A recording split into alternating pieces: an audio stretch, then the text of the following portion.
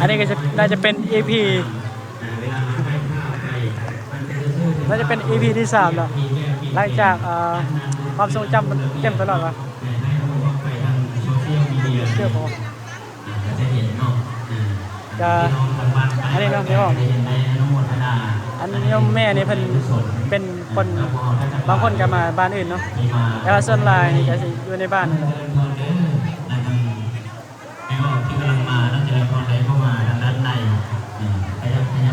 อันนี้เพิ่นเรียกว่าบุญผ้าป่าเนาะทอดผ้าป่าสมัยกี้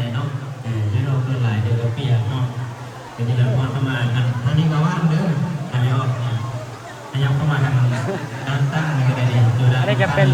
นักเรียนเนาะนักเรียนอยู่โรงเรียนอันนี้ก็กำ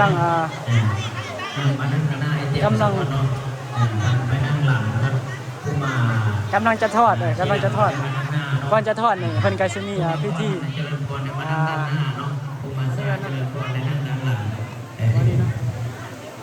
เตรียมความพร้อมในเรื่องนี้กันแจ้งโยมกำลังไหลเข้ามาในสถานที่ที่จะได้เข้าถวายในครั้งนี้แต่รอความพร้อมมีจังหน่อยตอนนี้ยังบริเวณเข้าที่เข้าทางเนาะเดี๋ยวรอจังหน่อยเข้ามาทางพี่ไกลเด้อยังว่างหลายอยู่ให้ยังเข้ามาทางด้านหน้าเนี่ยเน้นที่มาเรียนหนังสือเนาะนั่งผู้เดียวอยู่มาเรียนหนังสือเดียวซ้ายเดียวขวามาต่างบ้านเลยแหละมาต่างบ้านเลยนั่งผู้เดียวก็เกี่ยวหัวใจสำหรับอาจจะเป็นช่วงด้วยแม่ขยับมานั่งด้านในเป็นช่วงนี้เตรียมเนาะเพราะว่าถ่ายภาพไปจะได้ภาพที่สวยงามซึ่งเป็นภาพบรรยากาศอันน่าจดจำของชาวบ้านเราอันนี้ก็เป็นโยมแม่มาจากขอนแก่นเนาะเป็นในนำหน้าพาเป็นประธานไฟสงฆ์ได้พากันจัดงานบุญพระป่าในครั้งนี้ตลอดทางภายนอกก็มีแนวเราสั้นซ่าเราแก้แนวโกงตลอดทั้งครูอาจารย์น้องเลยนักศึกษาได้มองเพียงยังหน้ากันว่าฉะนั้นก็เล่นวอดเด้อเข้ามาทางในเจมส์สะบอนเนาะตอนนี้กำลังจัดสถานที่ให้เป็นพร้อมๆเลยแม่เดี๋ยวให้เป็นไปด้วยความระเบียบเรียบร้อยก็จะได้เข้าสู่พิธีในการทอดถวายเพราะฉะนั้นแล้วในช่วงนี้กันในยังว่ายังไม่เอาอะไรเตรียมตัวเนาะแต่ว่าได้ว่างกันเข้ามานั่งเลยได้ไหมอันนี้ยังว่างหลายเนาะถ้าเราเนี่ยคนพาเสด็จเพียงได้พยายามเข้ามาด้านหน้าอีกหน่อย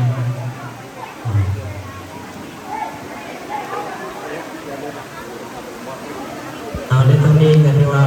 เวลานาทีขยับจองเข้ามาเนาะเพราะว่าเวลาและวารีไม่ได้มีเวลาปล่อยไฟจะมีและรถไฟจะต้องไปตามเวลาโอเอและอ่านต้องจำกัดปัญหาเพราะแล้วจะโศกาในจางซาไปเพราะฉะนั้นแล้วในตรงนี้เกี่ยมความพร้อมเนาะอย่างพร้อมเกี่ยมความพร้อมประมาณ3 โมงเนาะ3 โมงสอนที่ได้เริ่มเข้าพิธีพวกเบนเชียงใหม่ทางศิลวัตรก็ได้นำหน้ามาทางในการทอดถวายประกาศสิ่งต่อไป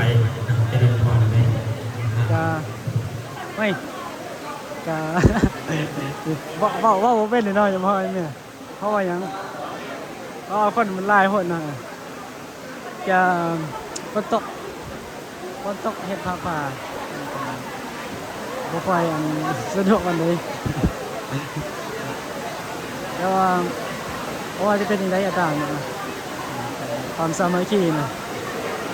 เป็นอันหนึ่งอันเดียวกันจะได้ให้งานประสบความสำเร็จไปด้วยดีเนาะแต่บ่เป็นยังกับมีปัญหาเพราะว่าโรงเรียนเพิ่นมีอันนี้เด้อันนี้คือบุญก่อนอื่นท่านนมัสการสัตว์ใหญ่ขันลาสุภัทโธประธานอพสเมืองหน่อยนมัสการพระเทลาจะส้มวิวบรรยากาศไปทำกันได้หลวงพี่จะบอกว่ายังเพราะว่ามันจะบ่ได้ยินมันเสียงไม้มันดังเพราะมันบ่ได้ยินฝนมันก็ตกลงแบบต่อเนื่องเลยยังพอยังบ่หยุดเท่าเลยฝนมันตกต่อเนื่องเรียนพรคำว่าวิจิตรธรรมห้องเลขาธิการ อันนี้จะเป็นโรงเรียนเนาะเห็นบ่อยไหมโรงเรียนที่เด็กน้อย มาเรียนที่นี่นะอันเด็กที่มาเรียนหรือว่าเด็กที่มาเรียนหรือว่าเขามาพักมาเสามันจะมีหอยเนาะมีหอยนี่อยู่อะไรกันมันจะมีทางฝ่ายพระฝ่ายคารวาสเนาะส่วนคารวาสเนี่ยเขาก็จะมาตั้งบ้านตั้งอำเภอเนาะตั้งตำบลเขาจะเชียร์มาพักมันมีหอพักอยู่นี่นะส่วนนี่แกอยู่นี่เนี่ยฟังนี่เลยยังพอยังไงเนี่ยมันจะมีวัดป่าเนาะล่างโรงเรียนมีวัดป่าไอ้มันบอได้ยินเนาะอันทุกคนปกติก็เลยชิคอไปอยู่ห่างๆจากอันไมโครโฟนก่อนเพราะว่ามันบ่ได้ยิน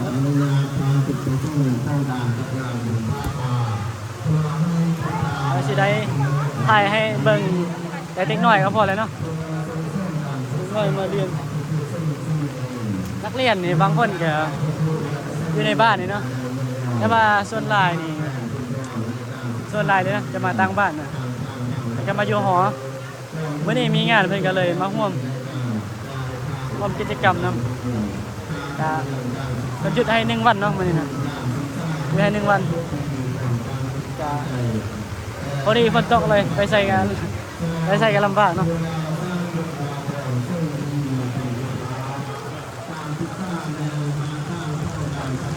เดี๋ยวเห็นเด็กน้อยเฮ้ยมานี่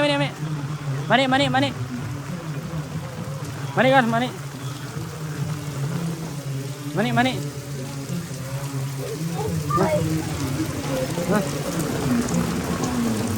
ได้เรียนหนังสือบ่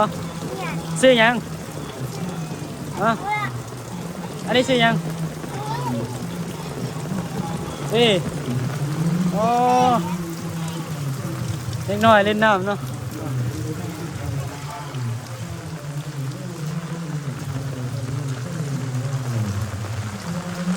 นี่เนาะนี่อาจจะเป็นน่าจะเป็นห้องสำหรับครูอาจารย์เนาะเปิดเอาไว้เฮ็ดงานหรือว่าพักผ่อน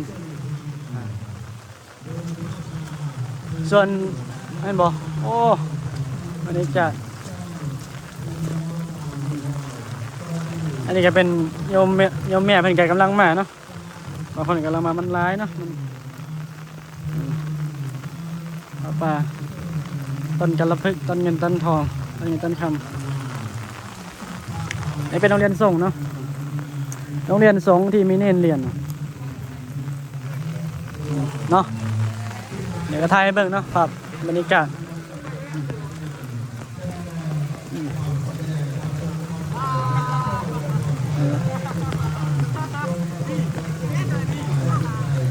พากันไปใช้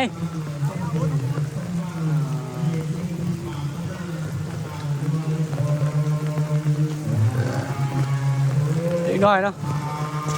อันนี้เราสถานที่เป็นเฮ็ดทอดผ้าป่าสามัคคีนะทอดผ้าป่าสามัคคีโอ้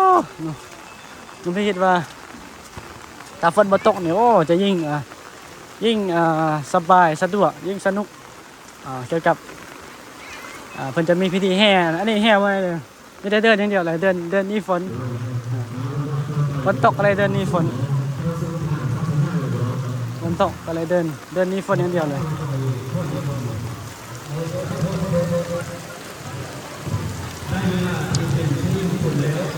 ปีนึงมีเท่านึงเนาะบอกยังไงก็อย่าถ่ายให้เบิ่งอยู่ว่ามันเป็นยังไงนะแต่ว่าอยู่ไทยกับบ่ต่างมาได้เนาะเอาไปใส่ฮะอ๋อโอเคอันนี้เนาะ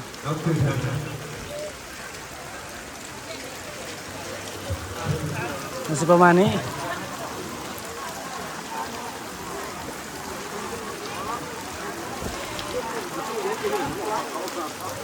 เอาตัวการ ผ่านไปทางคณะจัดการในที่เราจะไปส่งเนาะแล้วก็ ตกก็ ในผ่าน การดี เกี่ยวกับจุดประสงค์ของการจัดงานบุญพระป่าในครั้งนี้ อันนี้กับเอ้ยหน่อยโรงทานเนาะมันจะมีโรงทานเนาะโรงทานเอาไว้แจกเล็กน้อยอันนี้นะโรงทานนี่เอาไว้แจกผู้เฒ่าผู้แก่คนที่มาร่วมงานในพิธีเนาะ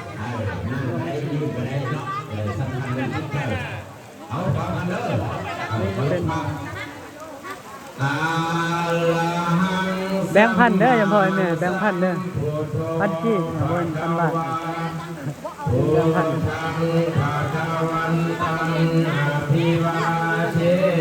นี่เนาะก็พิธีเป็นก็ได้เริ่มเลยเนาะพิธีก็ได้เริ่มเลย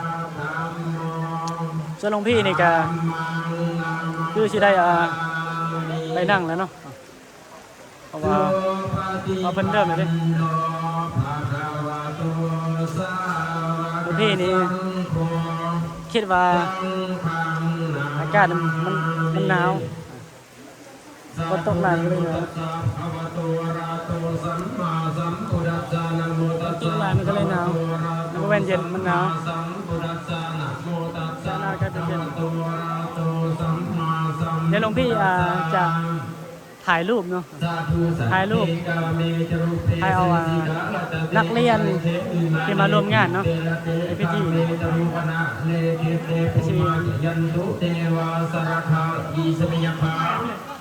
ท่านรัพนาคาติธรรมตาสันติเกยังวิวรวจนะสักกาโวเจ้าทำไมนี่ธรรมสาวนาการโลยังซื้อยัง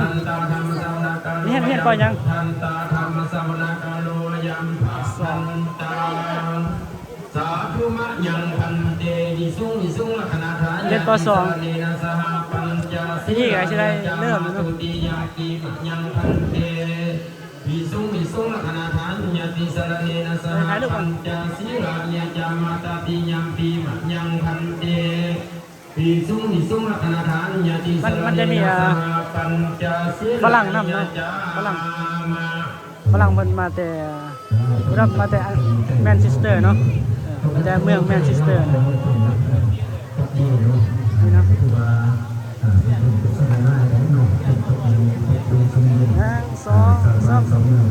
ตุ้ม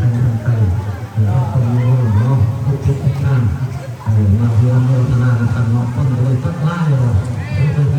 มาไล่ที่ไล่ทางแล้วต่อไปก็ต้องเป็นเงินเนาะต้องตั้งใจครับขึ้นเนาะกรรมการขึ้นกระดับสุดไปนะโมตัสสะภะคะวะโตอะระหะโตสัมมาสัมพุทธัสสะนะโมตัสสะภะคะวะโตอะระหะโตสัมมาสัมพุทธัสสะนะโมตัสสะภะคะวะโตอะระหะโตสัมมาสัมพุทธัสสะนะโมตัสสะภะคะวะโตอะระหะโตสัมมาสัมพุทธัสสะนะโมตัสสะภะคะวะโตอะระหะโตสัมมาสัมพุทธัสสะนะโมตัสสะภะคะวะโตอะระหะโตมันยังไงมันเด็กน้อยบ่ได้เต้นนะบ่ได้เต้นบ่ได้โดดมันก็เลยบรรยากาศมันเลยเย็นซะว่าเต้นบันไดเลย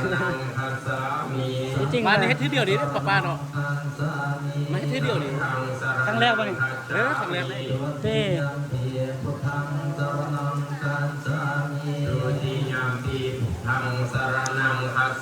เจ้าอยู่บ้านไหนบ่แม่นแหละบ่ใหญ่บ่เจ้าเป็นคนบ้านไหนที่บ้านนี้เกิดอยู่นี่บ่เกิดอยู่นี่ชื่อหยังชื่อทำทแม่นได้จักปีอายุนะ59พบมาแล้วแหละรุ่นเดียวกับพ่อของน้องมาอยู่โรงพยาบาลร่วมบ้านน้องบ่ครับเคยได้ยินอยู่ติมีเคยได้ยินอยู่เนาะ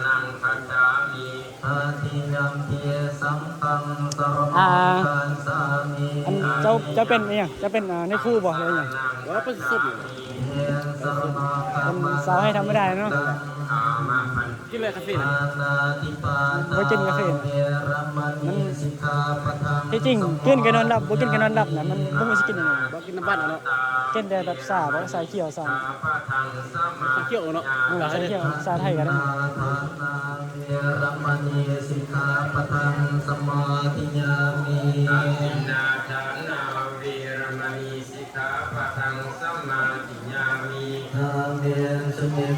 อันนี้ภาษาลาวเนี่ยคือภาษาข้าวปุ้นเนาะถ้าภาษาไทยนี่ก็ผักที่เพิ่นใส่กับขนมจีนผักที่ใส่กับขนมจีนนี่มันจะมีมักเปมีหนอจะเอาหนอที่เป็นดอกเนาะแล้วก็มีพวกหลายอย่างอันนี้ส่วนหลายจะมีลูกครึ่งหลายเด้พอยมีลูกครึ่งหลาย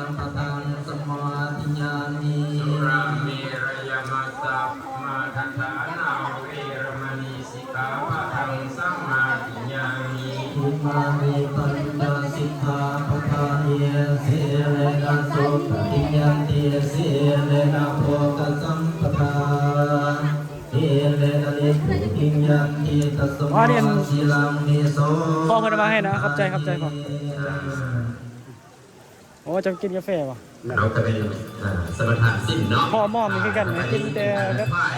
กินสุดยานะสุดเก่งเขา ใจพยาธาต่างๆพวกเรามีต้นมีสั่งมีต้นโพเงินโพคำมีทุกปัจจัยจับต้นไฟมาเดียวเลยเด้อก าแฟเย็น ไฟเราจะได้เห็นนำมาไว้ที่เราสิได้ฟังเทศอันนี้ส่งจับกับเขามันมาเด้อ ขันคนบนโต๊ะเลยเนาะเจ้าก็สิได้โดดเลยเนาะเจ้าก็มักม่วนนี่ติ นะโมสามเพื่อเด้อ เฉพาะต้นนี้มาไล่ได้ชั่วนะ6 ล้านบาท ต้นบ่ นะโมพระพุทธเจ้านะโม โอ้หลายเลยเนาะ พระคาวะโต หมู่บ้านนี้จะเป็นบ้านที่สามัคคีกันดีเนาะยมพ่อยมเนี่ยเพิ่นสามัคคีกันดี แล้วอันน่ะโมทนานี้ลวกได้ประมาณ10 ล้าน นะโมตัสสะภะคะวะโตอะระหะโตสัมมาสัมพุทธัสสะ เลยต้นนึงอ่ะนะ50 โอ้ย สุขินังวัตเมธานังทานังเมปริสุทธังอาสวะ ก็ดีคือกัน ญาวหัง ดีคือกันเพราะว่า ตุ ที่จริงเนี่ยต้องมีจักปีนึงเฮ็ด2เทื่อซะ สุขินังวัตเมธานัง เพราะว่าอยู่บ้านนอกบ้านหน้าเด้อ ทนังเมปริสุทธัง คนจะเฮ็ด อาสวะญาวหัง ทานเบียร์ทานเงินใส่บาตรจากบ้านนี่นกเขี้ยว600ครอบครัวอย่างบ่พอนี้ได้ วัตเมธานัง อันนี้มีจัก100อันพอ ตัวละ80 บาท มีแต่80ครอบครัว 87 87 อัญญาวะหังโพตุอนาคาเต 87ครอบครัว แล้วที่ครอบครัวเราผ่าน ที่พวกท่านน้อย ครบนวดแน่ขาด ได้ให้ผ่านไปนี้ บ่อันนี้สำหรับครอบครัวนะ80เนาะ อันบริสุทธิ์ อ๋อ เทิง 187 ซึ่ง อ๋อ180พุ่นน่ะ สิ้นไปแนวสวากิเลส แต่ว่าเด็กน้อยนี่หลายเนาะไอ้บ้านนี้มีแต่เด็กน้อย พระจงเทิงซึ่ง เลือดอยู่นี่หมด ปานิ สามสี่ร้อย ไม่เห็นนะ แน่ สามสี่ร้อยนั่นเถินสาธุสาธุสาธุอนุโมทามิสาธุเอาวันนี้เอาโอเคเพื่อนเนาะเอาเม็ดเอาโอเคนะพระผมจับได้เหลือก็เลื่อนนั่นก็เอามาเริ่มจับตัวต่อกันเอามาวางติ๊กกันเลยเนาะเอามีวัตถุปัจจัยต้นเงินต้นคำมีอย่างมาพอมีวัดเลยเด้อพ่อยเราเด้อมากันมากันได้พุทธมายากันจับมาทั้งกันกันได้เด้อเพราะว่าพ่อยแล้วหลังจากเทศแล้วเรา ตอนนี้เพิ่นจะมาถวายต้นกะละพึกเนาะ ฟังเทศแล้ว ถวายต้นกะละพึก แล้วก็สิได้นับวัตถุปัจจัยแล้วก็สิได้อันนั้นสิได้ต่อยอดเนาะต่อยอดแล้วเราสุดท้ายแล้วก็ที่ใครแล้วว่าพอญาตินำแล้วอย่างสิจบพอที่ยังจับฟังเทศเราสิได้ เบิ่ง จับวัตถุปัจจัย ชมบรรยากาศไปนำกันเนาะหลวงพี่บ่อยากย่างไปย่างมาเด้อเพิ่นจะมาให้ ป้าเป็นบังป้าอันต่อกันเลยก็ได้แห้งดอกป้าอันเพิ่นจับเพิ่นแล้วป้าอันเลยแล้วก็ นี่คือหลังจากเพิ่นรับสินเนาะก็สิมาถวายแล้วก็สิมารับพรเนาะรับพร เอาวางเนาะวางต่อกันเลยวางต่อกันนั้นก็ได้ติดกันนั้นเลยพันจับคุณแล้ววางวางไว้ทางล่างเลยอันพอได้อันเสื้อไม้นะเสียบใส่บนทุ่มน้ำไม้กันเนอะไปวางกันเลยเอาสบายเอาต่อเอาเพิ่นได้ หลังจากเพิ่นรับแล้วจะมีการรับพรเนาะ เอามาบ้างแล้วไปนั่งบนเก้าเด้อเพราะว่าต่อไปที่มีการฟังเทศเนาะฟังอานิสงส์ของการเฮ็ดบุญผ้าป่าสามัคคี ม.7แล้วบ่ มหก อ๋อม.6 นี่มเจ็ด อ๋ออายม.7เหรอ แล้วพอประเด็นยาเข้ามาเนาะเบิร์ดเรามาเล่นสุภาษี เดี๋ยวชาวเบิ่งขนมจีนเนาะข้าวปุ้นภาษาลาวข้าวปุ้น แม่ท่านทึกได้ เพื่อนจะอยู่ไส ไม่ยัง เพื่อนจะอยู่ไส แล้วนี่นี่ก้อยเหี้ยน เด้อ๋อ